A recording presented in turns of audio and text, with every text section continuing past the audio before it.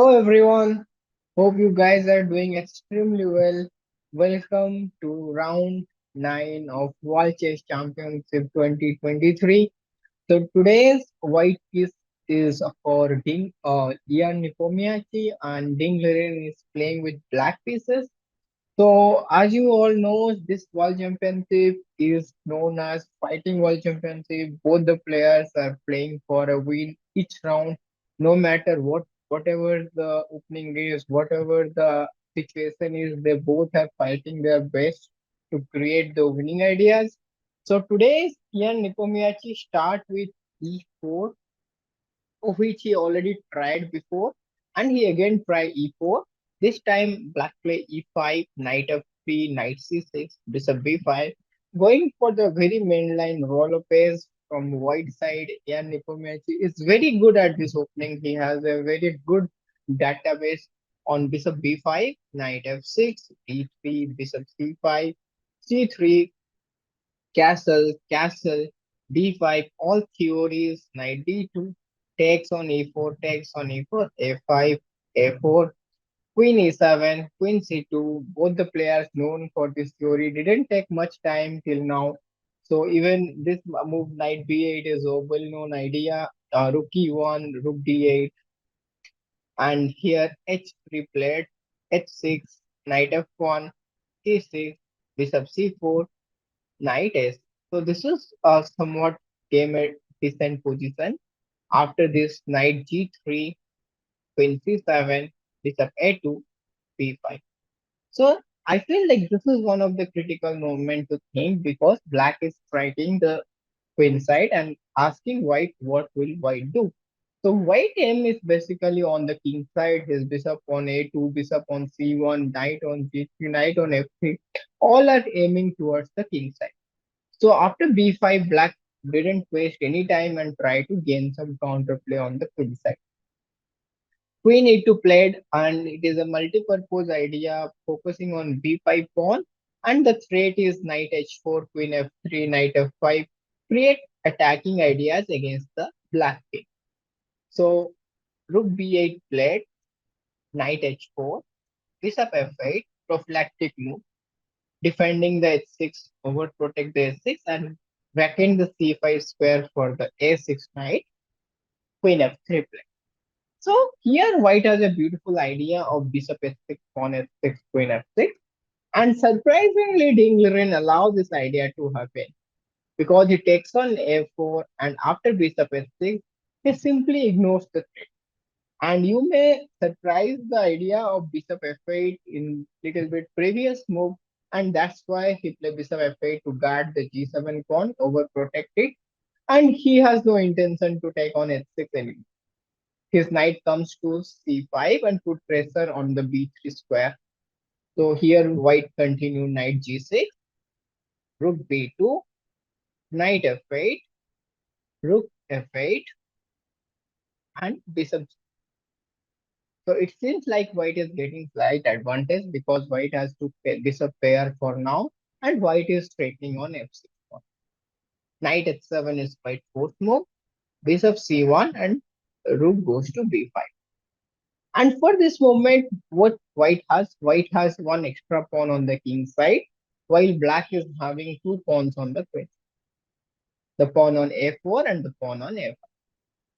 But white is having a little bit attacking ideas with the bishop a2, c1, bishop, knight goes to h5, queen goes to g3. Lot of tactical ideas can be played. So white play bishop a3, not allowing knight b3, rook e8, again threatening knight b3, bishop c4, moving the bishop away from knight b3 so the bishop will stay active. And now the important move, bishop. This is what black is counting at. He will give an exchange and full control over the b3 square, and his pass pawn will definitely play a vital role. So what white do? White didn't take on b5 and doesn't allow this a pass pawn to become very strong. Bishop e6, knight e6, knight f5. Again, it seems white is having a slight advantage here with knight on f5. Moves like queen g4 or maybe rook e1, rook d6, rook e6 kind of ideas could be possible. So c5 played and again queen a2, attacking the b5. Rook b3, queen c, putting the queen into a very important square where it controls the e4, d5, even attacks the a4. Queen c6, bishop c1, improvising the bishop and putting pressure on the a4 pawn. Knight f6, queen f4, queen f2. Now the simplification made, and it seems like simplification like favors white in this particular position because white is winning the a4 pawn, even a5 pawn, and with bishop knight against double knight, white is having a little edge for himself. So the game continue rook c3, bishop b2, rook b3, and bishop b5.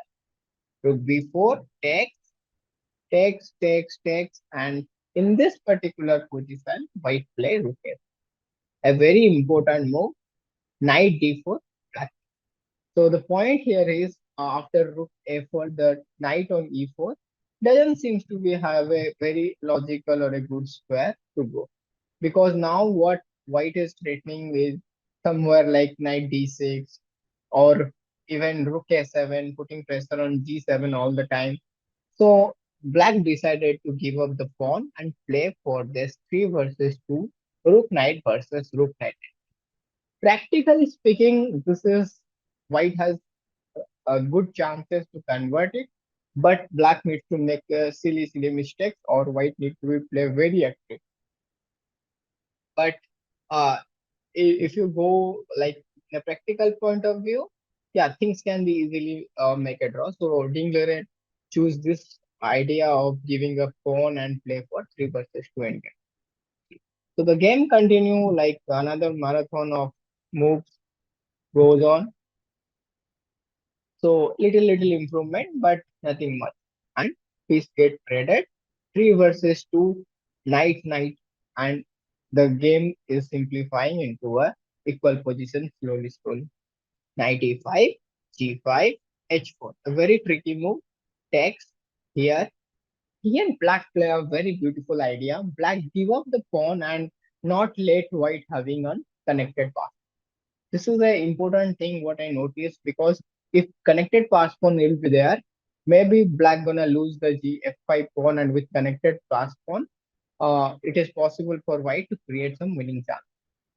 But without a connected pass pawn, black easily defend his f5 pawn, and now the h4 pawn will never go forward because the king is always there on g6 and f.